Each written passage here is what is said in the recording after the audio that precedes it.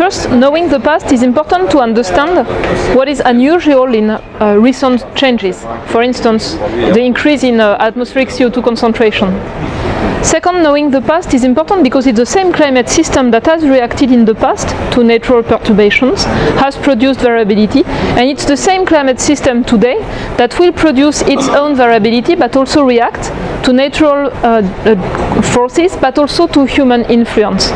And so we can also learn from the past about the skills and the limitations of climate models that are the tools to make future climate projections. It's important that we have new minds bringing new tools, new knowledge to open scientific questions that involve past climate but are very relevant for the future.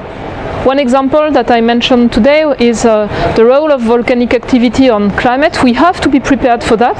Our societies are not ready to limit the risks if there is a major volcanic eruption in the coming years. And that's one example that clearly illustrates that we can build on knowledge from the past for the future. Moreover, we need to have different cultures, different perspectives. The younger generation are also masters in IT technologies that are extremely critical for data management, for modeling, which are important. And maybe even more importantly, working on the past is fun. It's fun because you go to the field. I worked on ice cores, and some of my best personal professional experiences came from working in the field in Greenland with other young scientists. What is striking to me often is that policymakers are interested by information from the past. Many of them have an interest in history and in lessons from history. It's a challenge for us who are more scientists to be able to bring to their attention the relevance of what we learned from the past with respect to future risks.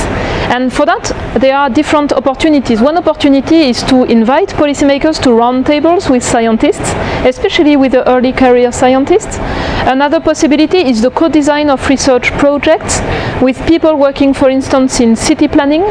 The scale of the city is also interesting with respect to various aspects related to geology and also to climate change. So co-design, roundtables with policymakers, and also I think the biggest challenge for our community is to convince policymakers that it's worth investing in basic curiosity-driven science. You don't know what will be the outcome, it can be unexpected, but I think there is a very high value in investing in purely curiosity-driven science, and there are lots of, there's a whole issue of totally unknown aspects related with the geological history of our planet.